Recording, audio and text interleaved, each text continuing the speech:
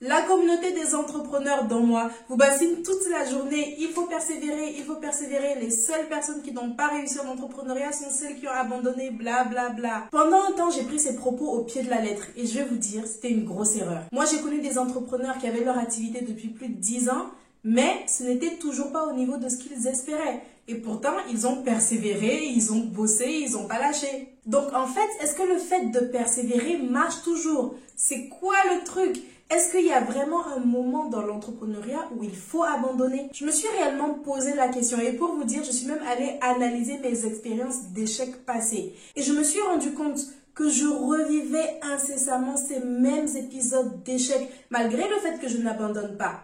Parce que la définition que j'avais de la persévérance, la définition que la majorité des gens ont de la persévérance n'est pas la bonne. Alors aujourd'hui, je voudrais vous partager ce qu'est réellement la persévérance. Qu'est-ce que j'ai mal compris pendant des années et qu'est-ce que je fais aujourd'hui pour m'assurer d'atteindre mes objectifs.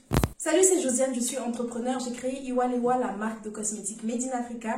Ici, je partage mon parcours afin de bâtir une communauté où nous pourrons évoluer tous ensemble en productivité, self-esteem et business. Un jour, j'ai pris un carnet, j'ai repensé à toutes mes expériences d'échecs et je leur ai trouvé un point commun, le manque d'adaptabilité. Il fut un temps, je pivotais jamais suffisamment rapidement dans ma stratégie. Ou alors je pivotais trop vite, ou je ne testais pas quelque chose pendant suffisamment longtemps pour avoir des résultats concrets. En gros, je n'avais pas cet état d'esprit d'amélioration continue de ce que je faisais, mais plutôt de reproduction continue de ce qui ne marchait pas. Il y a quelques temps, j'ai reçu une newsletter de Stan Leloup de Marketing Mania et il répondait à une question sur faut-il abandonner dans son business, quand faut-il abandonner, etc. Et il a sorti une phrase. Persévérez sur votre objectif final, mais soyez flexible sur l'idée et la méthode. Et c'était exactement ça mon problème. Il fut un temps, j'étais trop peu flexible sur mes méthodes et sur mes idées aussi d'ailleurs, ce qui revenait à faire 500 fois la même chose qui ne marche pas en espérant que la 501e, ce sera différent. Sauf que c'est pas ça la vie. Persévérer, c'est pas faire la même chose 1500 fois et attendre miraculeusement que ça marche un beau jour juste parce qu'on n'a pas abandonné. Persévérer, c'est expérimenter. Tester une idée, analyser les résultats qu'on a obtenus, puis ajuster, changer quelque chose dans notre action de départ jusqu'à trouver la bonne solution. Persévérer, c'est être attentif aux signes qu'on s'éloigne ou se rapproche de notre objectif final. C'est comme être sur la route et lire les panneaux de signalisation à chaque virage. Et au cas où vous auriez besoin de l'entendre, cela nécessite également que vous vous mettiez en condition de pouvoir voir objectivement toute cette signalisation-là. Pourquoi je dis ça? Parce que souvent, on est tellement focalisé sur tout ce qui ne va pas dans notre environnement qu'on a du mal à percevoir les petites choses qui nous indiquent qu'il y a une petite lumière au bout du tunnel. Vous devez donc rester très lucide et garder un état d'esprit toujours tourné vers la possibilité, vers la solution. Garder un état d'esprit positif, quoi. Et je ne parle pas de cette positivité toxique qu'on aime bien nous vendre où on prétend aller bien tout le temps, être heureux tout le temps. Je parle de la positivité lucide et réelle où vous vous dites, ok, ma situation actuelle n'est pas bonne. Pas bonne du tout.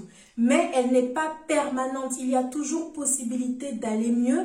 Et ce que je vis actuellement ne définit pas ma valeur en tant que personne et surtout ne définit pas à quoi va ressembler mon avenir. 2.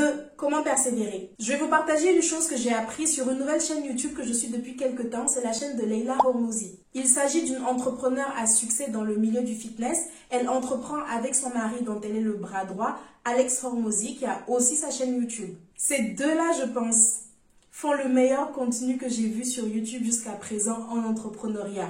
Hyper concis, no bullshit, excellent. Donc j'ai appris de Leila Hormouzi, ou plutôt j'ai reçu la confirmation parce que je vous parlais déjà de ce concept dans cette vidéo, mais elle dit qu'on arrive réellement à atteindre ses objectifs que quand on est obsédé par la phase d'expérimentation, quand on est obsédé par le process, mais qu'on s'en fiche de l'objectif en lui-même. La plupart des gens sont obsédés par l'objectif à atteindre. Ils ne voient que ça et ne vivent pas le process à fond. Ils veulent absolument obtenir la coupe du monde du meilleur nageur, mais ils ne sont pas passionnés de natation. Ils ne prennent pas plaisir à l'entraînement. Ils ne sont pas heureux et reconnaissants de participer au championnat.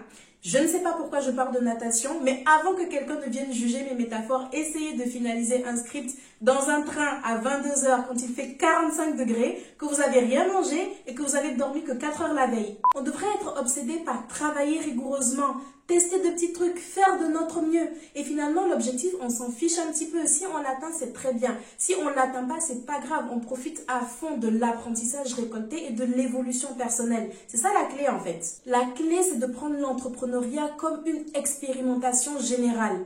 Mais j'avoue, c'est aussi le plus difficile à faire. Arriver à raisonner de cette façon quand la réalité physique, matérielle de la vie vous rattrape. C'est difficile de s'en foutre d'atteindre un certain chiffre d'affaires lorsque votre situation financière personnelle et la situation financière personnelle de votre équipe dépendent de ce résultat-là. C'est difficile de s'en foutre quand toutes vos peurs, toutes vos croyances limitantes que vous avez accumulées depuis votre enfance font interférence dans votre aventure. Comment faire alors?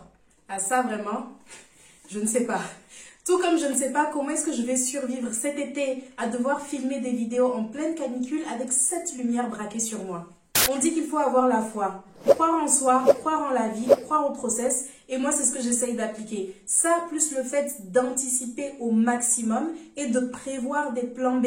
Également, gérer au mieux sa prise de risque. Je vous en ai déjà parlé dans une vidéo. Elle s'affiche à l'écran. Allez regarder si ce n'est déjà fait. Écoutez, là, j'ai croqué genre 3 kilos de glaçons et je suis quand même toujours en train de fondre. Donc, c'est la fin de cette vidéo. Je vous remercie d'avoir regardé. J'espère qu'elle vous sera utile. Abonnez-vous pour ne pas manquer d'autres contenus de ce type. Je poste tous les mercredis et les dimanches. Alors, à dans quelques jours. Ciao!